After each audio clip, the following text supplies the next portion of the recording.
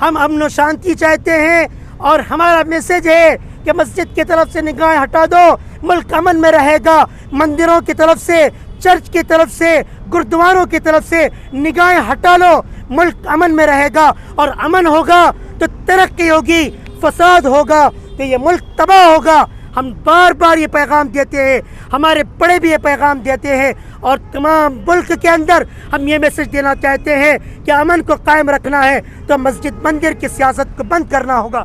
अदालत के दरवाजे मस्जिद मंदिर के केस लेने को बंद कर दे। अदालत के दरवाजे मुसलमानों के खिलाफ और हिंदुओं के खिलाफ नफरत फैलाने वाले मामलात को ख़त्म कर दे, मुल्क अमन व अमान में हो जाएगा। ये चंद बातें थी, ये पैगाम है ऑल इंडिया इमाम कौंसिल की तरफ से पूरी मिल्लत को, कौम को और प्रशासन पे बैठी हुई सरकार को। हम पूरा ऑल इंडिया लेवल पे हर स्टेट में, हर डिस्ट्रिक्ट के अंदर प्रोटेस्ट रखा गया है। मस्जिदों का तहफ़्फ़ुज़ 1919 एक्ट के, वर्शिप प्रोटेक्शन एक्ट के मुताबिक मस्जिदों की हिफाजत और मस्जिदों का तहफ़्फ़ुज़ ये कानूनी हक है। और 1947 के बाद से जिस मस्जिद की जो हालत थी उसमें किसी भी तरह की कोई भी मुदाखलत कानूनन जुर्म है, अदालती जुर्म है। इसलिए हम ये मुतालबा करते हैं कि किसी तरीके से जो अदालत में केस लिया गया है, ये केस लेना भी कानूनन गलत है, इसलिए कि इसमें सुप्रीम कोर्ट का भी वायलेशन है और पार्लियामेंट में जो एक्ट बनाया गया था उसकी भी खिलाफ वर्जी है। ऐसी सूरत के अंदर लोअर कोर्ट के फैसले को डिसमिस करना चाहिए।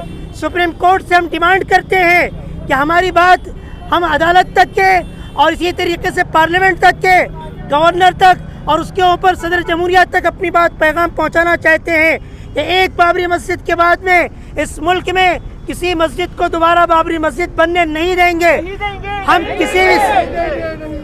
हम किसी भी सूरत पर किसी की तरफ से भी मस्जिद के ऊपर होने वाला कोई भी हमला और किसी भी मस्जिद के खिलाफ उठने वाली आवाज़ की पूरी ताकत के साथ में, पूरी क़ुव्वत के साथ में, कानून के दायरे में हम मुखालिफत करते हैं, मजम्मत करते हैं, हम कंडम करते हैं।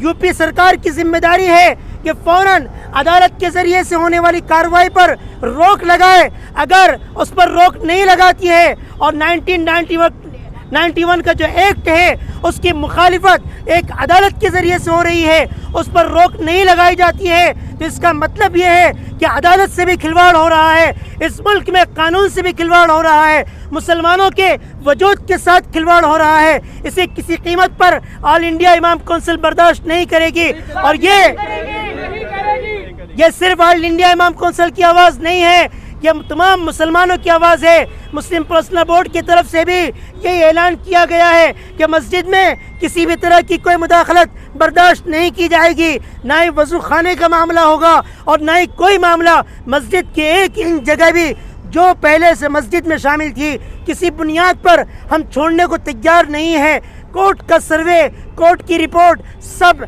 1991 एक्ट के खिलाफ है। इसलिए हम अदालत से मुतालबा करते हैं, हम अदालत का एहतराम करते हैं, कानून का एहतराम करते हैं। इसलिए अदालत अवाम के अंदर, मुसलमानों के अंदर अपना एतमाद कायम रखे और इसकी खिलाफ वर्जी को फ़ौरन रोक लगाए। और जिस तरीके से सुप्रीम कोर्ट ने नमाजियों पर पाबंदी को रोका है, ऐसे ही सर्वे के अंदर जो वज़ू खाने को सील किया गया है उस पर भी स्टे लगा करके कोर्ट के ज़ेली अदालत के लोअर कोर्ट के फैसले को कल अदम करार दे।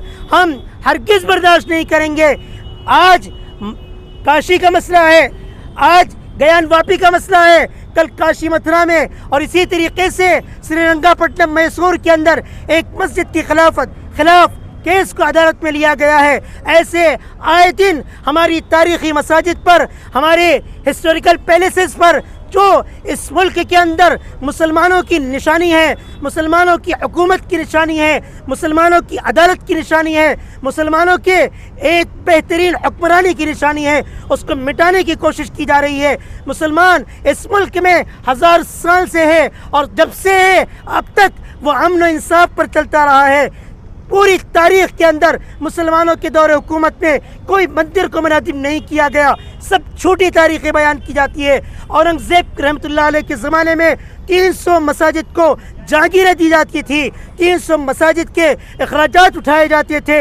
ऐसा नहीं है कि मुग़ल बादशाहों ने मस्जिदें तामीर की है, मंदिरें भी तामीर की हैं, उनको जागीरें भी दी गई हैं, पूरी तारीख़ी मौजूद हैं, रिकॉर्ड मौजूद हैं। और हिंदू मौर्रिखीन ने अपनी किताबों में रेफरेंस के साथ में लिखा है। इसलिए आरएसएस का जो एजेंडा है मुल्क में नफरत फैलाने का, बीजेपी का जो एजेंडा है मुल्क में नफरत फैलाने का और मुसलमानों को बैक फुट पर लाने की जो कोशिशें की जा रही है, और हिंदुस्तान के जो जिनवन मसाइल हैं, रोजगार का मसला है, जीडीपी का मसला है और नौकरियों के मसाइल हैं, इससे सर्फ नज़र करके लोगों को भूखी हालत में छोड़ करके हिंदू मुस्लिम पर और मस्जिद और मंदिर पर खड़ा करने जा रहे हैं। हम इसको होने नहीं देंगे।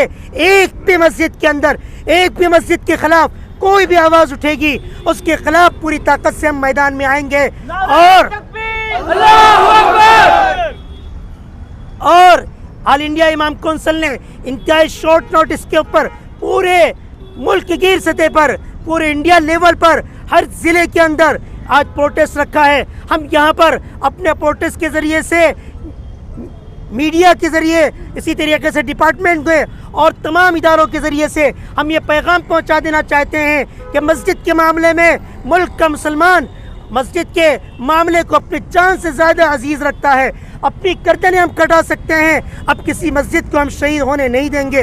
हम अपनी शहादत पेश कर सकते हैं, मस्जिदों की शहादत अब इस मुल्क में नहीं होगी। हमारी शहादत हमें मंजूर है, हम लाठियाँ खाने पर तैयार हैं, हम जेल जाने को तैयार हैं, हम हर चीज़ को तैयार हैं, लेकिन अब मस्जिदों को, इस्लामी शायर को और इस्लामी तहफ़्फ़ुज़ात को जो इस मुल्क में संविधान ने, कानून ने हमें दिया है, उससे हम दस्तबरदार नहीं हो सकते हैं। और नहीं हम इस बात की इजाज़त देते हैं कि ईसाइयों के खिलाफ, सिखों के खिलाफ, किसी भी अक़लियत के खिलाफ, कोई भी अक्सरियत फ़िरक़े का कोई भी वायलेशन करता है, कोई भी फसाद फैलाता है, उसे बर्दाश्त नहीं किया जाएगा। मुसलमान हर मजलूम के साथ है। हमारे नबी का पैगाम है, हमारे दस्तूर का पैगाम है कि मजलूम का साथ दो, और तुम पर जुल्म हो तो उसका दिफा करो। अगर हमारी मस्जिदों पर जुल्म होगा, हमारे ऊपर जुल्म होगा, हमारी बहनों पर जुल्म होगा, हमारी तिजारत पर जुल्म होगा, हम हर दिफा के लिए तमाम उलमा,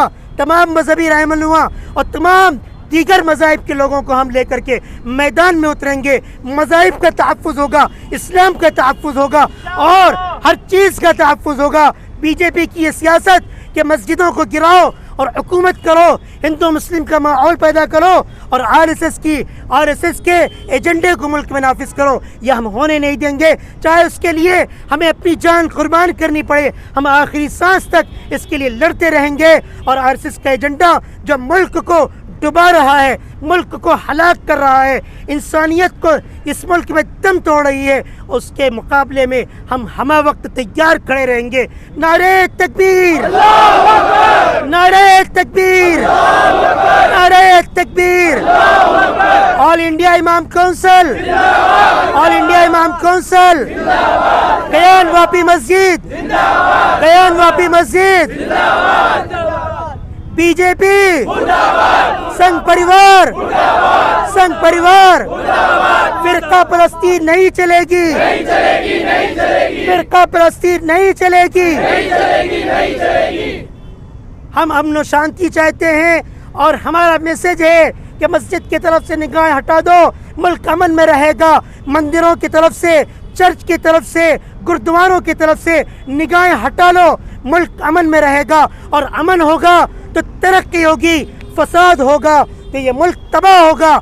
हम बार बार ये पैगाम देते हैं, हमारे बड़े भी ये पैगाम देते हैं और तमाम मुल्क के अंदर हम ये मैसेज देना चाहते हैं कि अमन को कायम रखना है तो मस्जिद मंदिर की सियासत को बंद करना होगा।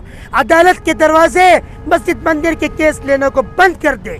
अदालत के दरवाजे मुसलमानों के खिलाफ और हिंदुओं के खिलाफ नफरत फैलाने वाले मामलात को ख़त्म करते, मुल्क अमन व अमान में हो जाएगा। ये चंद बातें थी, ये पैगाम है ऑल इंडिया इमाम कौंसिल की तरफ से पूरी मिल्लत को, कौम को और प्रशासन पे बैठी हुई सरकार को।